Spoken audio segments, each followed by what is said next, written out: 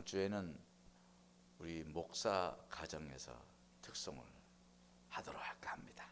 그래서 지난번 장로님 가정에서 했는데 저희가 또 테이프를 꺼내야겠어요. 오늘은 우리 교회에 부임하신 우리 김상현 목사님, 우리 교육 목사님 부임 설교를 하십니다. 우리 목사님은 그 백석신학대학교에서 또 백석예술대에서 또 교양 과목도 강의하시고, 그래서 이제 우리 대학교 이제 강사님이신데 우리 교수님이죠. 그래서 조직 신학을 전공하셨어요. 우리에게 아마 신학에 대한 조직적으로 우리를 잘 아마 도움을 줄 거라고 생각합니다. 오늘 말씀의 제목은 임마누엘의 참 의미, 우리 귀한 말씀으로 우리에게 증거하실 것을 믿습니다. 우리 크게 할렐루야 환영합시다. 나오세요. 할렐루야. 네, 굉장히 부담스럽고 네, 그렇습니다. 사실 이 담임 목사님께서 주일 예배 자리를 부교육자에게 준다는 게 쉽지 않은 일인데 이제 인사도 드리고 또 성도님들께 소개하라는 그런 의미로 자리를 허락해 주신 것 같습니다. 담임 목사님께 먼저 이렇게 감사를 드리고 말씀을 전하도록 하겠습니다. 제가 이제 상곡교회 와서 일주일을 딱 지내고 있습니다. 새벽 예배도 한번 인도를 했고 또 철야 예배도 같이 함께 드렸습니다. 그래도 철야 예배가 생각보다 굉장히 은혜로웠습니다. 저는 장로교 목사입니다. 그래서 장로교회에서는 철야 예배도 주일 예배랑 거의 비슷해요. 거의 똑같이 드리고 마지막에 합심기도만 할 뿐이지 철야 예배도 주일 예배처럼 굉장히 조용하고 차분하고 정적으로 예배를 드립니다. 제가 처음 전도사를 했던 교회가 천호동에 있는 광성교회, 여러분 잘 아시는 분도 있을 텐데요. 거기였는데 그때 신대원생이었습니다. 대학원 갔다가 수업하고 와서 이제 예배를 드리면 9시 되면 얼마나 피곤하겠습니까? 그러니까 또 차분한 예배잖아요. 여러분께서 오늘 함께 하신 막 이렇게 예배를 하시니까 굉장히 졸립니다. 졸려요. 또 거기 특징은 무조건 3대지 설교예요. 첫째, 둘째, 셋째. 이제 막 졸다가 예수님 이름으로 축원합니다 하면은 끝난 줄 알고 딱 깨면은 둘째 이렇게 하고 또 졸다가 깨면은 셋째. 그래서 굉장히 좀 졸린 그런 경험이 있었습니다. 그런데 이제 엊그제 담임 목사님과 함께 교회 철야 예배를 드릴 때 부끄럽지만 굉장히 오랜만에 은혜로운 그런 철야 예배를 그런 드리는 시간이었어요. 담임 목사님께서 굉장히 카리스마도 있으시고, 담임 목사님 뵌지 제가 한 6, 7년 됐는데 카리스마도 있으시고 은혜도 있으시고 또 찬양도 엄청 또 잘하시고, 그래서 기존 제가 경험했던 교회와는 다른 그런 양식의 철야 예배였지만 굉장히 은혜로웠다. 그래서 여러분들 코로나가 빨리 진정되고 다 같이 모여서 철야 예배 드리는 시간이 되기를 가졌으면 하는 소망을 함께 나눴으면 좋겠습니다.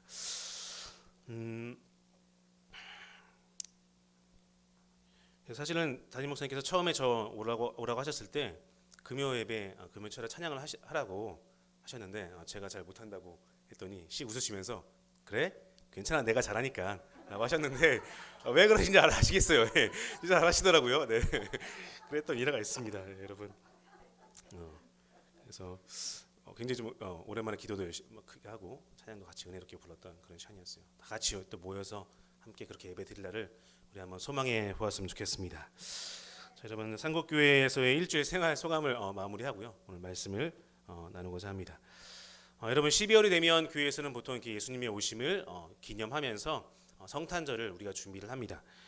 그런데 오늘날 우리가 살고 있는 세상은 예수님을 부정하고 예수님을 깎아내리려는 시도가 굉장히 만연한 그런 사회이죠. 예수님을 인정하고 예수님을 높이는 그런 시대는 결코 아닙니다. 더군다나 코로나 사태를 지나면서 교회 이미지가 굉장히 실추되었고, 그래서 우리가 믿는, 우리가 고백하는 예수님의 그런 이미지가 모습이 과거보다 많이 부정적으로 변했다 하는 것을 우리가 좀 더 기억할 필요가 있습니다. 사실 처음에는 예수님이 하나님의 아들이시다, 우리의 구원자시다 라는 것을 믿는 것으로 초대교회에서는 충분했습니다. 그런데 시간이 지나면서 점점 예수님을 직접 경험한 세대가 사라지고 예수님을 말씀으로만 전해들은 세대가 많아지면서 예수님에 대한 그릇된 이해들이 생겨나기 시작했죠. 그러면서 역사를 보면 이 처음으로 체계적인 이단, 그러니까 어떤 신학적으로 학문적으로 체계를 갖춘 이단이 처음 등장한 게 주 300년 무렵이라고 합니다. 예수님께서 돌아가신 이후에 한 270년이 흐르고 나서 이제 본격적으로 이단이 드러나기 시작한 거죠. 그것이 바로 아리우스파라고 합니다. 이 아리우스파의 주장의 핵심은 예수님이 하나님보다 조금 못한 존재다. 예수님이 중요한 분이시고 위대한 분이시지만 하나님과 동일하진 않다. 하나님보다 조금 못한 존재다라는 견해가 생겨나기 시작합니다. 그래서 이런 것들을 이제 반박하기 위해서 신학이 조금씩 생겨나기 시작했고 그렇게 생겨난 신학이 이 아리우스파 같은 사람들을 이단으로 정죄하고 성경이 정말로 말하는 정통 신학이 무엇인지를 정립을 했죠. 그래서 이 아리우스파를 물리치면서 공격하면서 이단으로 정죄하면서 성자는 성부와 동일한 본질을 가지신다. 우리가 이해할 수는 없습니다. 사실은 이거를 100% 이해할 수는 없지만 정통 신학에서는 예수님께서 아버지 되신 하나님과 동일하신 분이다라는 것을 우리가 정통 신학으로 받아들이게 되었죠. 자, 그렇다면 이러한 시도가 끝난 것인가? 예수님을 부정하고 예수님을 깎아내리는 시도가 그럼 과거 그렇게 주 300년 무렵에 지금부터 벌써 한 1700년 전인데 그때 그런 시도가 다 그럼 정리된 문제일까? 아니라는 것이죠. 그 이후에도 계속 예수님을 깎아내리는 시도가 역사 속에서 계속 발생을 했습니다. 오늘날에는 조금 더 세련되어 보이고 조금 더 학문적이어 보이고 조금 더 이 문화의 옷을 입은 형태로 다가올 뿐이지 오늘날에도 마찬가지로 예수님을 부정하려는 시도는 도처에서 일어나고 있습니다. 여러분 나중에 서점을 가보시면 예수는 신하다 이런 책을 한번 검색해 보세요. 그러니까 예수님이 생활하실 그 무렵에 그 고대 그리스 로마 신화를 보면 예수님의 이야기와 비슷한 부분들이 굉장히 많이 나와요. 실제로. 그래서 어떤 사람들은 예수님 이야기가 이 신화를 카피한 거다, 모방한 거다라고 말하기까지 합니다. 사실 신학계에서는 이미 끝난 문제예요. 그게 아니라 예수님이 더 빨리 오신 거고 나중에 그리스 로마 신화가 베낀 거다라고 이제 끝난 문제인데 이것을 계속 울거먹습니다. 신학을 공부하지 않은 분들은 또 일반 대중들은 그것을 들으면 혹합니다. 그리고 또 코로나 사태 이후에 기독교의 이미지가 안 좋아진 상태에서 예수는 신하다. 그럴 줄 알았어. 막 이런 이미지가 많아지겠죠. 그래서 예수는 신하다. 예수는 없다. 이런 책들이 일반 서점에서 굉장히 많이 팔리고 있습니다. 그런 책으로뿐만 아니라 영화로도 예수님을 부정하려는 시도가 굉장히 많이 있죠. 대표적인 영화가 무엇일까요? 한 10년 전에 나온 무슨 코드? 네, 다빈치 코드라는 영화가 있죠. 여러분 다빈치 코드 영화의 핵심은 뭡니까? 예수님께서 마리아와 결혼했다. 뭐 이런 식으로 주장을 하면서 예수님이 뭐 프랑스로 넘어가서 그 프랑스에서 뭘 하시고 프랑스의 그때 그 예수님의 후손들이 무슨 왕가를 이루고 있고 이런 것들을 이제 주로 테마로 하고 있는데요.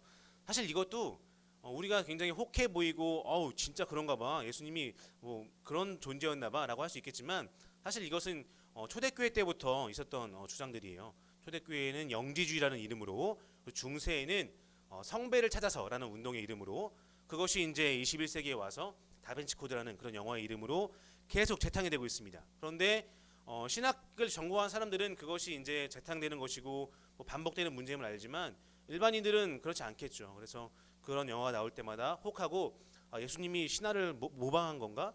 예수님이 마리아와 결혼한 분인가? 예수님이 그냥 인간에 불과한가? 이런 어떤 궁금증들, 이런 어떤 호기심들이 계속 자극이 되고 하는 것도 우리가 볼 수 있습니다. 여러분 우리는 그러한 상황 속에서 다시 한번 성탄절을 맞이하고 있는 것입니다.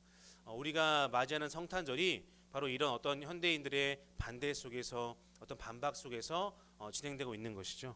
그래서 오늘 우리가 말씀을 통해서 우리가 매년 맞는 어떤 문화로서의 성탄절 혹은 절기로서의 성탄절 그것도 중요하지만 교회에서 우리가 함께 기쁨을 나누기 위해서 해야 하지만 오늘 말씀 가운데서 하나님께서 이 성탄절을 통해서 우리에게 주시는 구체적인 의미가 다시 한번 무엇인지 되새겨보는 또 우리 스스로 우리에게 어떤 의미를 주시는지 점검해보는 그런 시간 되었으면 좋겠습니다.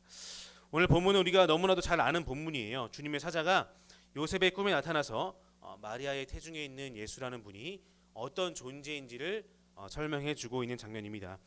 여기에서 주님의 사자가 인용하는 구절은 이사야서 7장 14절입니다. 우리가 오늘 읽은 말씀에는 23절 초반부에 나와 있는데요. 우리가 23절 초반부를 같이 한번 읽어보도록 하겠습니다. 시작. 보라, 처녀가 잉태하여 아들을 낳을 것이요 그 이름은 임마누엘이라 하리라. 아멘. 이사야서는 주전 700년경에 쓰여진 책입니다. 그러니까 예수님께서 오시기 700년 전에 이사야 선지자를 통해서 하나님께서 주신 말씀이에요. 그러므로 이 구절이 여기에서 사용된다는 것은 예수님의 오심이 이미 하나님의 영원한 계획 속에서 잘 준비되고 계획된 그런 사건임을 말해주고 있는 것입니다.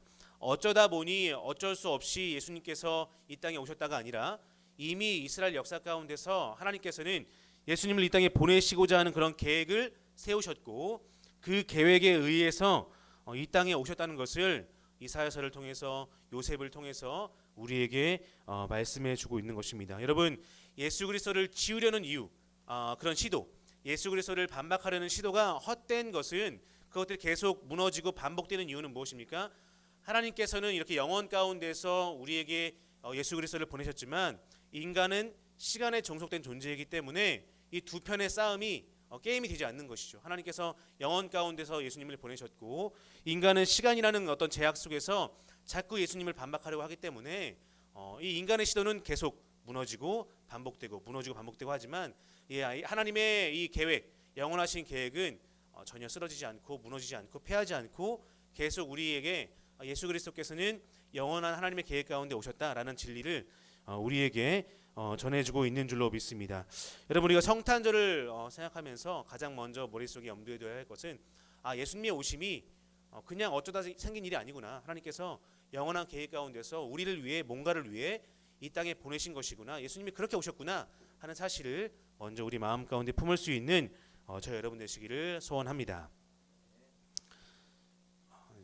물을 좀 마셔야 돼요. 목이 탑니다.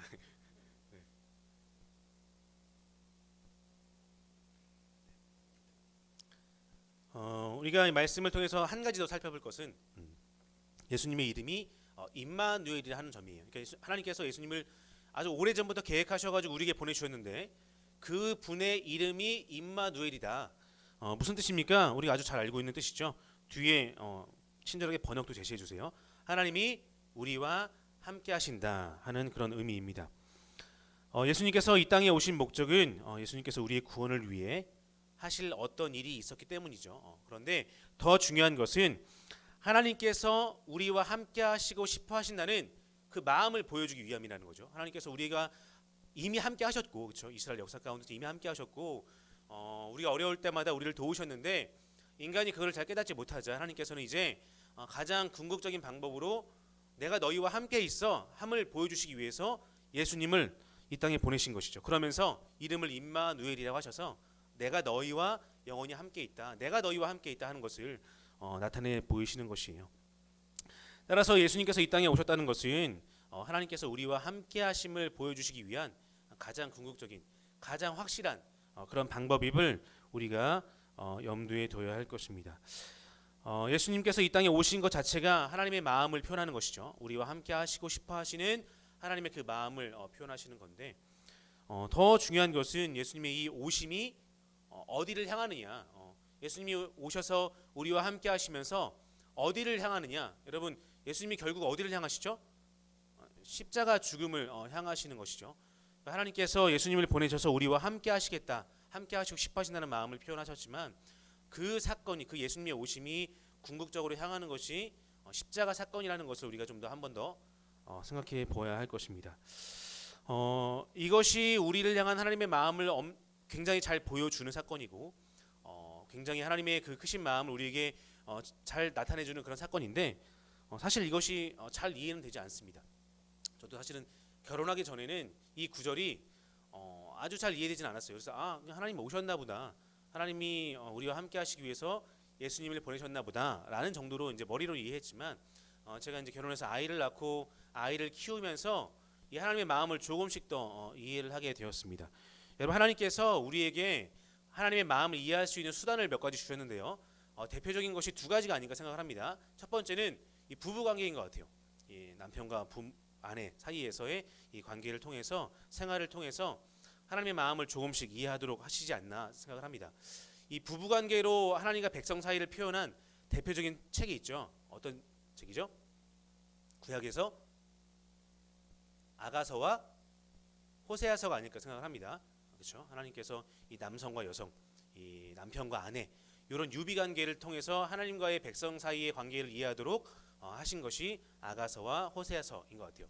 또 한 가지 관계는 뭐냐면 바로 부모 자식 관계가 아닐까 합니다. 하나님께서는 이 부모 자식 관계를 통해서 하나님의 마음이 우리를 향한 하나님의 마음이 어떤지를 보여주고 계시는 것 같아요.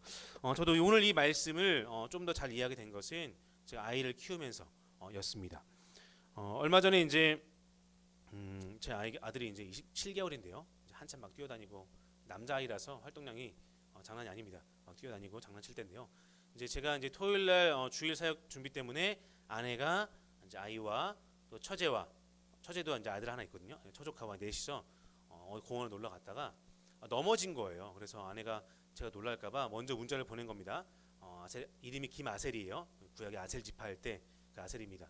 아셀이가 넘어져가지고 여기 볼이 이만큼 쓸렸다는 겁니다. 언덕에서 뛰어 내려오다가 넘어져가지고 볼이 많이 쓸렸다. 많이 다쳤으니까 놀라지 마라라고 먼저 저에게 문자를 보내주었습니다. 여러분 그 문자를 받고 나서 사실 제가 굉장히 좀 차가운 남자거든요. 정이 있어 보이지 않죠? 차가워 보이죠? 좀 이렇게 정감 있고 그런 사람이라기보다는 좀 약간 살살 맞고 차갑고 그런 성격이 더 강합니다. 그런데 이제 사실 전 결혼하기 전에는 뭐 아예 아플 수도 있고 다칠 수도 있고 뭐 그런 마음이 강했지만 그 문자를 딱 봤는데 막 가슴이 막 콩닥콩닥 뛰는 거예요. 이 얼굴이 많이 쓸려가지고 피가 나고 흉터가 생기면 어쩌지? 막 그런 마음이 굉장히 많이 제 마음을 뛰게 했습니다. 그러면서 차라리 내가 넘어지면 좋았을 것을 그 얼굴 어떻게 하면 좋을까? 흉터 어떻게 하면 좋을까? 막 이런 마음들이 막 뒤섞여가지고 그 아들에 대한 그런 어떤 사랑과 뭐 안타까움과 이런 것들이 막 뒤섞여서 제 마음이 콩닥콩닥 뛴 것이었겠죠. 여러분 다 경험해 보시지 않으셨습니까? 아이들 다쳤을 때, 아이들 아파가지고 밤에 못 잘 때, 기침하고 열나서 못 잘 때, 뭐 어떻게 했어요? 부모들 마음이 차라리 내가 아픈 게 속 편하고 내가 다치는 게 속 편하지 아이들 아픈 거는 사실 못 보지 않습니까? 예. 그 사건을 경험하면서 제 마음에 떠오른 구절이 바로 오늘 말씀이었어요, 사실은. 그래서 이 말씀이 사실은 과거에는 굉장히 피상적으로 다가왔지만 하나님이 예수님을 보내신 때의 마음이 이런 것이었겠구나. 우리와 함께 하시기 위해서 예수님을 보내시면서 그 예수님이 결국 궁극적으로는 십자가에 달리셔야 하는데 그 마음이 어땠을까? 완전히 이해할 수는 없지만 이런 마음으로 예수님을 보내셨겠구나 하는 그런 마음이 조금은 이해가 되었습니다.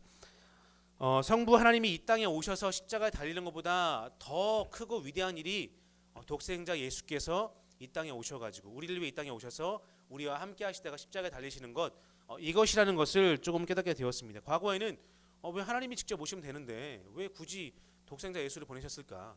성부가 직접 오시면 되는데 왜 굳이 성자를 보내셨을까?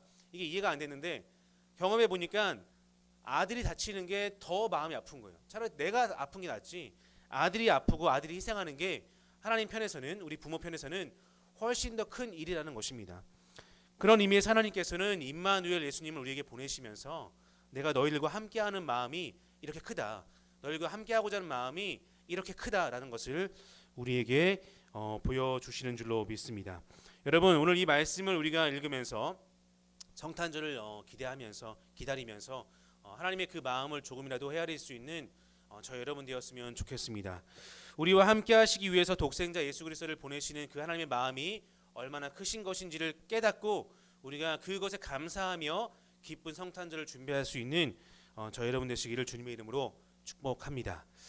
말씀을 정리하겠습니다. 여러분 우리가 성탄절을 맞이하며 다시금 되새겨야 할 하나님의 마음은 하나님께서 얼마나 크신 마음으로 아프고 힘들지만 우리와 함께 하시고 싶어하는 마음이 더 크셔가지고 이 땅에 오래전부터 독생자를 이 땅에 보내실 계획을 하시고 우리와 함께 있게 하시고 우리를 위해 대신 죽게 하셨다는 것을 우리가 좀 기억하는 그런 성탄절이 되었으면 좋겠습니다. 하나님 아버지의 그 마음 여러분 잊지 마시고 그 마음 붙들고 살아가시는 저 여러분 되시기를 주님의 이름으로 축복합니다. 아들까지 주신 하나님께서 저 여러분의 삶 가운데 함께 하시고 또 우리를 도우실 줄로 믿고 나아가는 저 여러분 되었으면 좋겠습니다.